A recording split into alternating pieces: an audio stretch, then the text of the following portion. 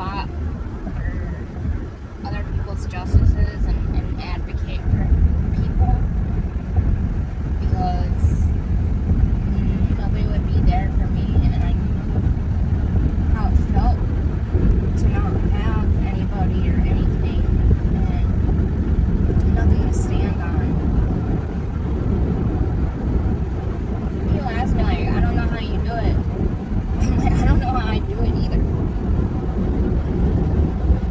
I'm more worried about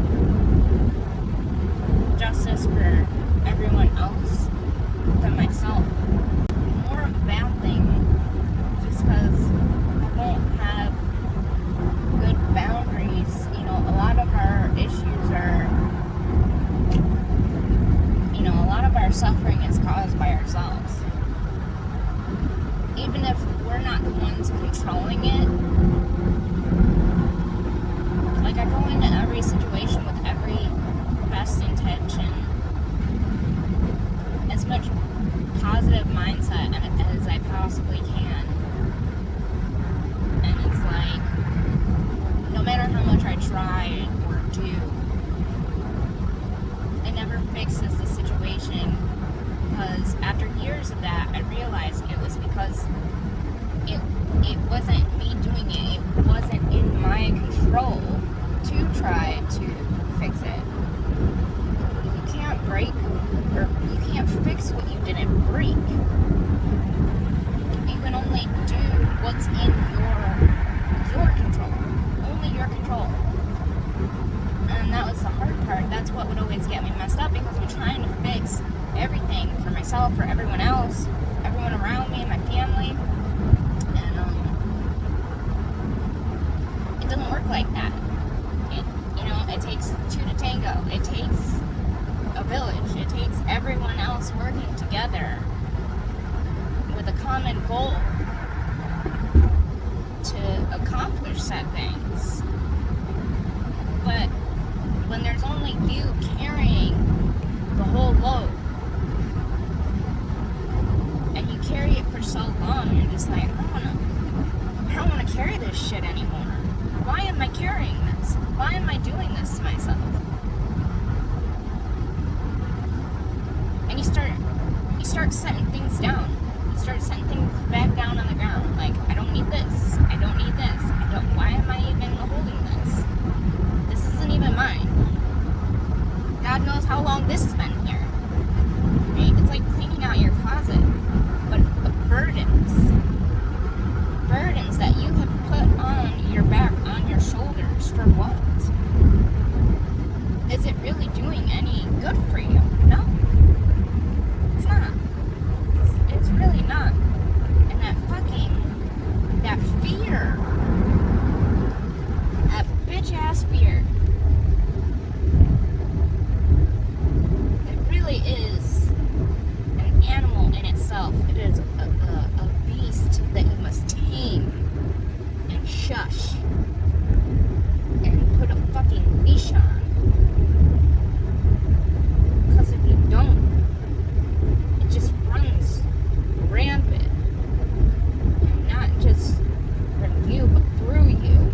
And it seeps into everything else. Everything. That those little voices in your mind that they just fuck with you all the time. And every time you hear these shitty ass things towards you, all those things said, they build up, especially when they were coming from somebody else's voice to begin with, and then you start taking them as your own. And it takes years to realize, like,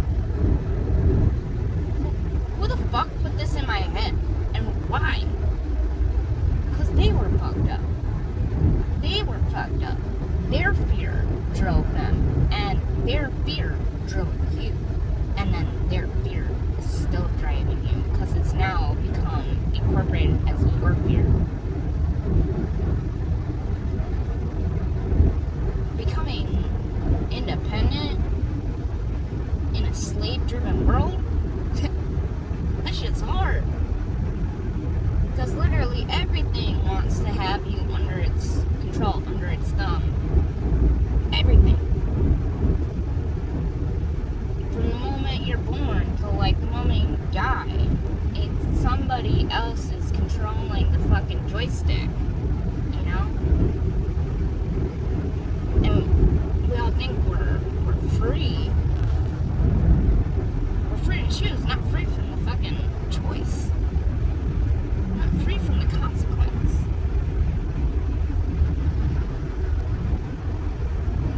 Every choice leads to another choice. Pick your own fucking adventure books. And this one is really fucking scary. And it feels a little too real. Sometimes you question what is real anymore. How much of this was by design? How much of it did I design?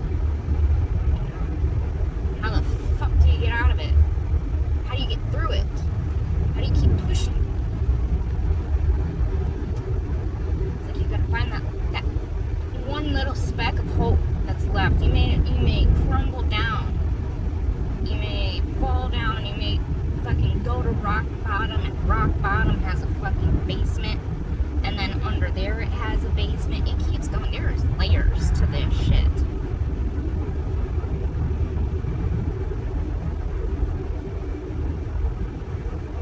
I always use, like, all of my great fucking pains, all of the pain, I used it as a stepping stone of, hey, I don't fucking like this. What can I do about it? And then I would try to do those things, and I would do 500 ways to Sunday. And it wouldn't work, and it wouldn't work, and nothing fucking works. Or if it works for a second, and then it's done. You keep trying. God, is it fucking exhausting. But you just figure out a fucking way to keep going, because like how they say, like, you know, tomorrow's a new day. It is. It is a new day. If you don't let the past day fucking trash your tomorrow. If you do that, you're already going in fucked. You know? If you can't try to pull your head out of your ass, like, yeah, some shit went down yesterday. Okay. And sometimes it takes us a couple days. Sometimes it takes us weeks, months, you know? But at some point, at some fucking point, you snap out of it. There's a point, there's a moment where you just snap out of it. And those are the moments that I wait for. I wait and I pounce on that shit because I'm like, oh, I feel like an actual human being today. Oh my god, I'm gonna do this. I don't want to just sit there and fucking be depressed anymore. I want something different, and to have something different, you gotta do something different. I just keep waiting for those moments where my heart isn't hurting so much, and my head isn't hurting so much, and my body will do the things that I want it to do, and I use it as much as possible to its best advantage when I can. And I just keep moving forward. It's literally all you can do. It's all you can do. Doesn't matter where you are, where you're starting from. If you're starting back farther, yeah, it's going to be a longer road, but you'll have so much more to learn along the way. And that shit sucks, but sometimes it's exactly what you need, unfortunately. Life is a bitch. But I want to make her my bitch.